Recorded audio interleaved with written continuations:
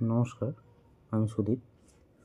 এই ভিডিওটাতে আমরা প্রায় 50টা মতো ইতিহাসের কোশ্চেন আলোচনা করব, যেটা আপকামিং রাজ্য সরকারের যে WBSSC গ্রুপ সি এবং গ্রুপ ডি পরীক্ষাগুলো আসতে চলেছে, এবং তার সাথে ওয়েস্ট বেঙ্গল পুলিশের যে কনস্টেবল এবং এসআইয়ের পরীক্ষাগুলোর জন্য যথেষ্ট গুরুত্বপূর্ণ একটি ক্লাস।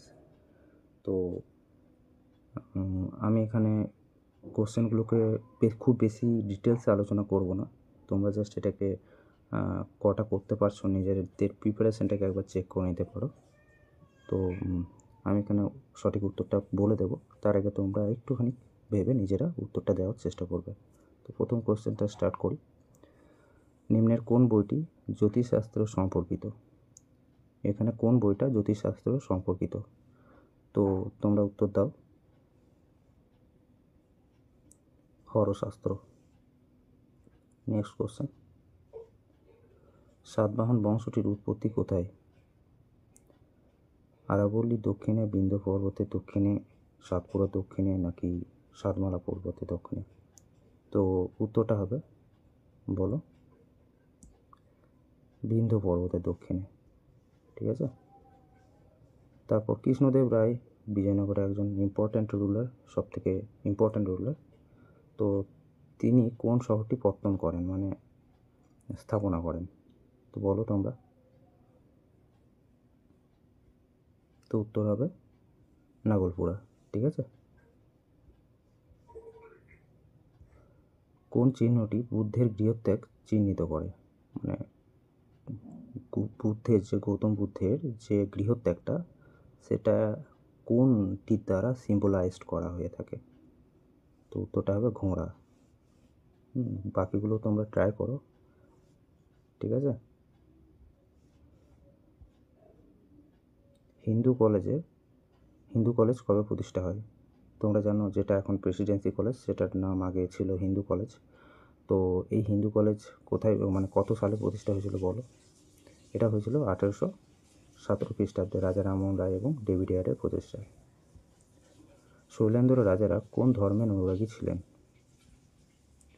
শৈলেন্দ্র রাজারা কোন ধর্মের অনুরাগী ছিলেন বলো তোমরা। তারা বৌদ্ধ ধর্মের অনুরাগী ছিলেন। কাকে দ্বিতীয় অশোক বলা হয়ে থাকে বলো তোমরা। কাকে দ্বিতীয় অশোক বলা হয়ে থাকে? কনিষ্ককে দ্বিতীয় অশোক বলা হয়ে থাকে। এর পিছনে কারণটা হচ্ছে যে অশোক যেভাবে বৌদ্ধ ধর্মকে স্প্রেড করেছিল, ঠিক সেরকমভাবেই, কাছাকাছি সেরকমভাবেই কনিষ্ক তার বৌদ্ধ ধর্মকে সেইভাবেই প্রচার করেছিল। সেই জন্যই তাকে দ্বিতীয় কনিষ্ক বলা হয়ে থাকে। মহাবলীপুরম কোন রাজবংশের স্থাপত্য শিল্পের পরিচায়ক? মহাবলীপুরম বলো। মানে মহাবলীপুরমটা কোন বংশের সাথে সম্পর্কিত বলো দেখি। তো এটা হচ্ছে পল্লব বংশের সাথে সম্পর্কিত। সাউথ ইন্ডিয়ান এইগুলো ডাইনেস্টি। বিক্রমশিলা বিশ্ববিদ্যালয় কে প্রতিষ্ঠা করেছিলেন? অনেকেই জানো এটা ধর্মপাল প্রতিষ্ঠা করেছিলেন। রাজরাজেশ্বর মন্দির কোথায় অবস্থিত? দেখো, রাজরাজেশ্বর নাম থেকে বুঝতে পারছো এটা রাজার চুল এটা স্থাপনা করেছিল, এবং এটা তাঞ্জাবুরে স্থাপনা করা হয়েছিল। মান্দাসোর লিপি থেকে কোন গুপ্ত সম্রাটের পরিচয় জানা যায় বলো। মান্দাসোর লিপি থেকে কুমারগুপ্তের পরিচয় জানা যায়।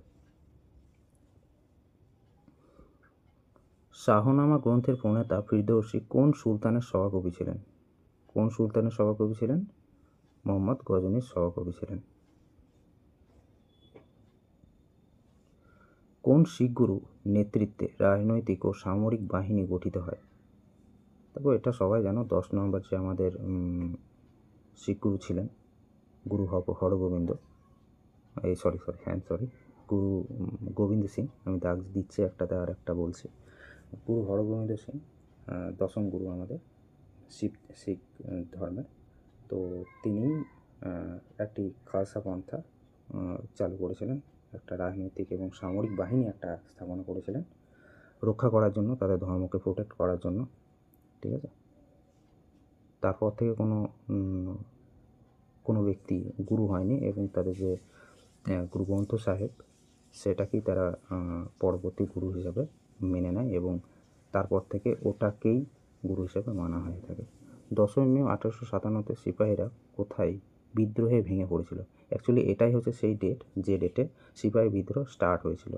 তো এটা কোথায় হয়েছিল, ঘটনাটা কোথায় হয়েছিল সেটা জানতে চাওয়া হয়েছে। তো এটা হয়েছিল তোমার মিরাটে, ঠিক আছে? এটা হয়েছিল মিরাটে। ওকে,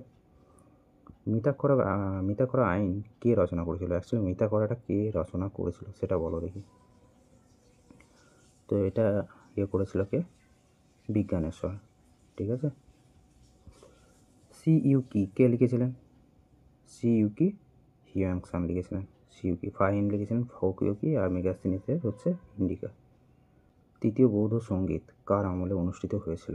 তৃতীয় বৌদ্ধ সঙ্গীত অ্যাকচুয়ালি সংগতি এটা কোথায় কার আমলে হয়েছিল? এটা হয়েছিল অশোকের আমলে এবং 250 খ্রিস্টপূর্বাব্দে। আর ফার্স্টটা হয়েছিল তোমার অজাতশত্রুর আমলে, দ্বিতীয়টা হয়েছিল কালাশোকের আমলে, 3 নম্বরটা অশোক এবং 4 নম্বরটা হচ্ছে কনিষ্কের সময় যখন হয়েছিল তখন ওটা টাইমটা ছিল 78 AD। নিম্নলিখিত কোন ভগবান বুদ্ধের জীবন কাহিনী নয়? কোনটি ভগবান বুদ্ধের সাথে জড়িত নয়, কোনটা সেটা জানতে চেয়েছে তোমাকে। তো আমরা দেখতে হবে যে কোনটা তোমার নয়। তার আগে আমাকে দেখে নিতে হবে যে এর পরের অপশানটা কী আছে। দেখো, মহাবংশ, ললিত বিস্তার, নিদান কথা, এইগুলো সবই আমাদের ভগবান বুদ্ধের সাথে জড়িত। শুধুমাত্র এই যে মহাবাস্তু এখানে বানানটা ভুল আছে একটু, মহাবাস্তু এটা আপনার হবে না, মানে বুদ্ধের জীবন কাহিনীর সাথে সম্পর্কিত নয়। ওকে, তারপর পবনদূত গ্রন্থের লেখক ধুই কার রাজসভার সঙ্গে যুক্ত ছিলেন? এই ধুইটা কার রাজসভায় ছিলেন বলো? এটা লক্ষণ সেনের রাজসভায় ছিলেন। ওকে, বিশ্বভারতী বিশ্ববিদ্যালয় কত সালে প্রতিষ্ঠা হয়েছিল? বিশ্বভারতী বিশ্ববিদ্যালয় শান্তিনিকেতনে যেটা আছে, এখন এটা লিভিং ওয়ার্ল্ড হেরিটেজ সাইট তকমা পেয়েছে। 1921 সালে এটি প্রতিষ্ঠা হয়েছিল। আদি কংগ্রেস সম্মেলনকে 3 দিনের তামাশা বলা হয়েছিল। মানে কংগ্রেসকে, ইন্ডিয়ান ন্যাশনাল কংগ্রেসকে কোন ব্যক্তি 3 দিনের তামাশা বলে বিদ্রুপ করেছিল এক প্রকার? বলো, দাঁড়াও একটু নামাতে হবে। এটা হবে তোমার অশ্বিনী কুমার দত্ত, ঠিক আছে? তারপর অ্যাঙ্কর মন্দির, তোমরা অনেকে শুনে থাকবে অ্যাঙ্কর মন্দির। সেই অ্যাঙ্কর মন্দির কে নির্মাণ করেছিল? সূর্যবর্মন দ্বিতীয়। এখানে দ্বিতীয়টা নেই, বাট সূর্যবর্মন দ্বিতীয়। এবং আর একটা কথা বলে রাখি যে এই অ্যাঙ্কর মন্দির হচ্ছে পৃথিবীর সবথেকে বড় রিলিজিয়াস টেম্পল এবং এটা কম্বোডিয়ায় আছে, মাথায় রেখো, ঠিক আছে? তারপর পলাশির যুদ্ধ বলে দাও। 23শে জুন 1757, ডেটটা মনে রেখো। নিম্নের কোন শাসক গোষ্ঠী ভারতবর্ষে প্রথম ছাঁচের মুদ্রা প্রচলন করেছিল? ছাঁচের মুদ্রা কারা চালু করেছিল? আরে বলো, এটা এক সেকেন্ড, একটু দাঁড়াও, পেনটাকে একটু ঠিক করে নিই। ছাঁচের মুদ্রা প্রথম চালু করা হয়েছিল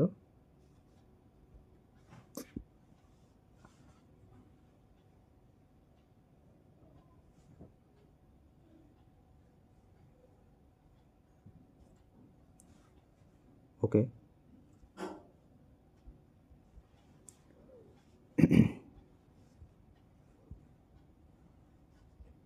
সরি, ঠিক আছে।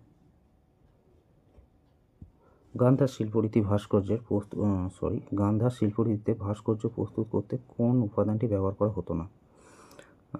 এখানে তোমরা সবই মনে রেখো যে এইগুলোতে মানে গান্ধার শিল্পে কখনো মার্বেল ব্যবহার করা হয়নি। হ্যাঁ, কখনো মার্বেল তারা ব্যবহার করতো না, মানে সেই সময় ওটা প্রচলন হয়নি। গান্ধার শিল্পরীতিতে মার্বেলের সাথে কোনো সম্পর্ক নেই।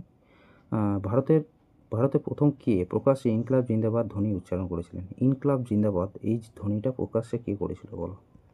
তোমরা সবাই জানো ইনকলাব জিন্দাবাদ কে বলেছিল, তোমার ভগৎ সিং, এবং এটাকে প্রোগ্রাম করেছিল মনে রেখো ভারসাত মোহানি বলে একজন, ঠিক আছে? চিরাগ ই দিল্লি, নাসিরুদ্দিন চিরাগকে বলা হয় চিরাগ ই দিল্লি, ঠিক আছে? একটু স্লো করে নিতে পারো যদি তাড়াতাড়ি লাগছে, আর যদি মনে হচ্ছে আমি স্লো পড়াচ্ছি তাহলে একটু ফাস্ট করে নিতে পারো। তোমাদের ইচ্ছে মতো তোমরা ইউটিউবে সেই অপশান আছে, তোমরা করে নিও নিজেদের মতো করে, ঠিক আছে? আর যদি কোনো ইমপ্রুভমেন্ট দরকার হয় একটু বলো আমাকে, তবেই আমি জানতে পারবো। ঠিক আছে, সরি আবার কী করছে।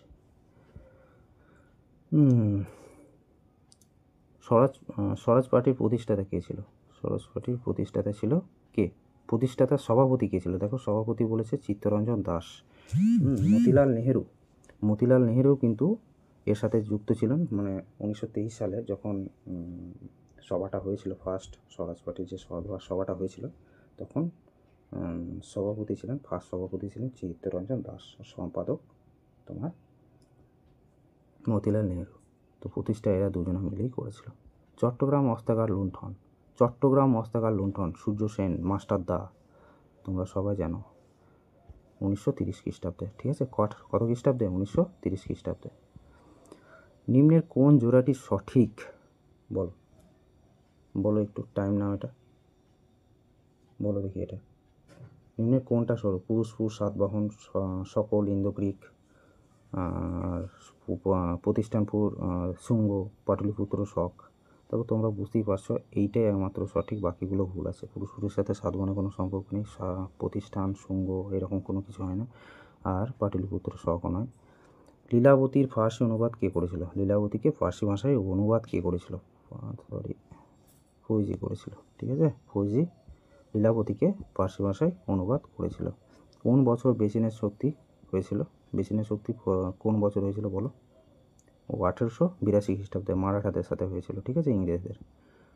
আর 1802 খ্রিস্টাব্দে বলে দিই, এই 1802 এটা বেসিনের চুক্তিটা তোমার হয়েছিল কোন সময় করে? যখন দ্বিতীয় ইঙ্গ মারাঠা যুদ্ধ হয়েছিল সেই সময় করে। 1862 খ্রিস্টাব্দে কোন প্রেসিডেন্সিতে হাইকোর্ট প্রতিষ্ঠিত হয় বলো? সবগুলোতেই হয়েছিল। 1862তে অ্যাকচুয়ালি প্রথমে হয়েছিল বাংলাতে, বাট তারপরে 61তে পাস হয়েছিল, অ্যাক্ট পাস হয়েছিল, হাইকোর্ট অ্যাক্ট পাস হয়েছিল 61তে, এবং সবগুলো প্রতিষ্ঠা হয়েছিল তার ঠিক পরের বারে, অর্থাৎ 1862 সালে। বাংলা, মাদ্রাজ এবং বোম্বে তিনটে জায়গাতেই হয়েছিল। কে প্রথম পোর্টফোলিও ব্যবস্থা চালু করেছিলেন? পোর্টফোলিও ব্যবস্থা চালু করেছিল লর্ড ক্যানিং। মানে পোর্টফোলিও কী জিনিস দেখো, পোর্টফোলিও হচ্ছে যেমন ধরো রাজনাথ সিং কোন পোর্টফোলিওটা দেখে? ডিফেন্স। তারপর নির্মলা সীতারামন ইকোনমিটাকে দেখে থাকে, মানে ঠিক সেই রকমই প্রত্যেকের আলাদা আলাদা যে ডিপার্টমেন্ট, সেইটাকে পোর্টফোলিও বলা হচ্ছে। নিচের রাজাদের মধ্যে কে অশ্বমেধ যজ্ঞ করেন? কে করেছিল বলো? কে করেছিল? তো এটা হবে প্রথম পুলকেশী। ওকে। রাইটার্স অলিন্দ যুদ্ধ কত সালে হয়েছিল? রাইটার্স অলিন্দ যুদ্ধ কত সালে হয়েছিল বলো? 1930 সালে। কে অস্ত্র আইন পাস করেছিল? অস্ত্র আইন, আর্মস অ্যাক্ট কে করেছিল বলো? লর্ড লিটন, 1878। তারপর আলিপুর বোমা মামলায় শ্রী অরবিন্দের কৌশলী কে ছিল? অরবিন্দের সহায়ক বলা যেতে পারে। তো কে ছিল? সিআর দাস, চিত্তরঞ্জন দাস। আলিপুর বোমা মামলা হয়েছিল তোমার 1908 সালে, এবং এই আলিপুর বোমা মামলাটা মজফরপুরে বোমা ফেলাকে নিয়ে ঘিরে তৈরি হয়েছিল, এবং তোমরা জানো যে প্রফুল্ল চাকি এবং ক্ষুদিরাম বসু মারা গিয়েছিল, মানে তাদেরকে মৃত্যুবরণ করতে হয় এটার জন্য। তারপর ভারতের ভবিষ্যৎ সংবিধান সম্পর্কিত নেহেরু রিপোর্ট কে তৈরি করেন? ভারতের ভবিষ্যৎ সংবিধান সম্পর্কিত নেহেরু রিপোর্ট কে তৈরি করেন? নেহেরু রিপোর্ট কে করেছিল বলো? তো নেহেরু রিপোর্ট তো নেহেরুই করবে, এর প্রবলেম হচ্ছে যে মতিলাল নাকি জওহরলাল। তো এখানে জওহরলাল মেরে দিও না, এটা হবে মতিলাল, ওর বাবা করেছিল, ঠিক আছে। কোল বিদ্রোহ কত সালে শুরু হয়? কোল বিদ্রোহ, কোল কোল কোল মানে এখানে কয়লা নয়, কোল বিদ্রোহ বলো। কোল বিদ্রোহ কে বলতে পারবে? 1832 সালে। 1832 সালে ভারত ছাড়ো প্রস্তাবটি কোন অধিবেশনে গৃহীত হয়? ভারত ছাড়ো প্রস্তাবটি কোন অধিবেশনে গৃহীত হয়?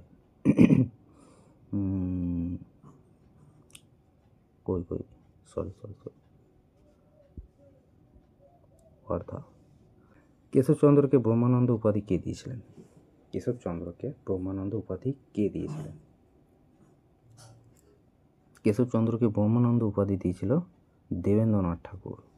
আমি আর পরবর্তী অপশনগুলো দিলাম না, দেখালাম, কারণ ওই প্রথম দুটোর মধ্যেই পেয়ে যাচ্ছি। ঠিক আছে। সন্ধ্যা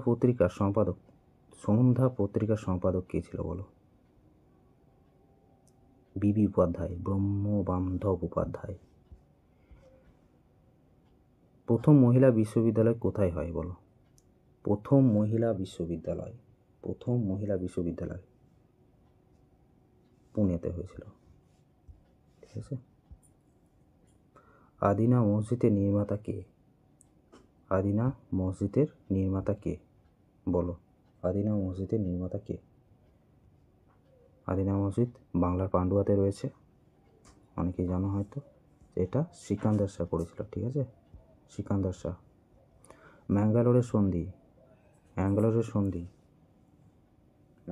সন্ধি কত সালে হয়েছিল বলো? 1784 সালে হয়েছিল। ঠিক আছে, 1784 সালে দ্বিতীয় মহীশূর যখন যুদ্ধ হয়েছিল তখন এই ইয়েটা হয়েছিল। আর এই সময় করে ঠিক তার 2 বছর আগেই মারা গিয়েছিল হায়দার আলী। তার ছেলে টিপু সুলতান খুব বীরত্বের সাথে যুদ্ধ করেছিল ইংরেজদের সাথে। তারপর কানপুরের সিপাহী বিদ্রোহের নেতৃত্ব কে দিয়েছিল বলো? কানপুরের, দেখো অনেক সময় নানা সাহেব থাকে, কোনো সময় তাঁতিয়া টুপি থাকে। ঠিক আছে, তো এখানে নানা সাহেবটা নেই। তো একটা ট্রিক বলছি, এই যে এখানে কী লেখা হয়েছে, কান, শীতকালে কান ঢেকে রাখতে হয়, তার জন্য তোমাকে কী করতে হবে? টুপি পরতে হবে। ঠিক আছে। স্বদেশ বান্ধব সমিতি কে প্রতিষ্ঠা করেন? আর একটা কথা বলে দিই, শুধুমাত্র এরকম শুধু কানপুরটাকে মনে রাখলে হবে না, এরকম বিহার আছে, তারপর ঝাঁসি আছে, এবং আরও অনেক জায়গা রয়েছে। এবং অনেক বলতে এই 4-5টা 6টা মুখস্থ করে নেবে, ওই কটা একটু দেখে নিই। তো আমি তোমাদেরকে একটা টেলিগ্রাম চ্যানেল দিয়ে দেবো, লিঙ্ক দিয়ে দেবো এই ভিডিও ডেসক্রিপশানে। তো সেখান থেকে এই ধরনের ছোটো টুকরো যে ইনফরমেশানগুলো স্ট্যাটিকের আকারে তোমরা পেতে থাকবে। স্ট্যাটিক মানে এরকম নয় যে শুধুমাত্র অনেকের মাথায় ঢুকে দেবে স্ট্যাটিক দিকে, মানে শুধু এই ডান্স, নৃত্য, এই টাইপের সবসময়, বাট এরকম কিছু নয়। স্ট্যাটিক সব কিছু হয়ে যায়। ঠিক আছে, মানে হিস্ট্রি, জিওগ্রাফি সবই, যেগুলো ডাইনামিক নয় সেটাই হচ্ছে স্ট্যাটিক। বুঝতে পারলে? চলো, স্বদেশ বান্ধব সমিতি কে প্রতিষ্ঠা করেন? স্বদেশ বান্ধব সমিতি করেছিল তোমার অশ্বিনী কুমার দত্ত করেছিল স্বদেশ বান্ধব সমিতি। কোন কংগ্রেস সভাপতি 1942 সালে ক্রিপস শহীদ এবং সিমলা সম্মেলনের ওয়াভেলের সহিত বৈঠক করেছিলেন? অর্থাৎ ক্রিপসের সাথেও বৈঠক করেছিল এবং ওয়াভেলের সাথেও বৈঠক করেছিল 1942 সালে। কে ছিল সেই সময় আমাদের কংগ্রেস সভাপতি? আবুল কালাম আজাদ। আবুল কালাম আজাদ ছিল, এবং সে প্রায় নয়, সে স্বাধীনতা পর্যন্ত ওই ছিল।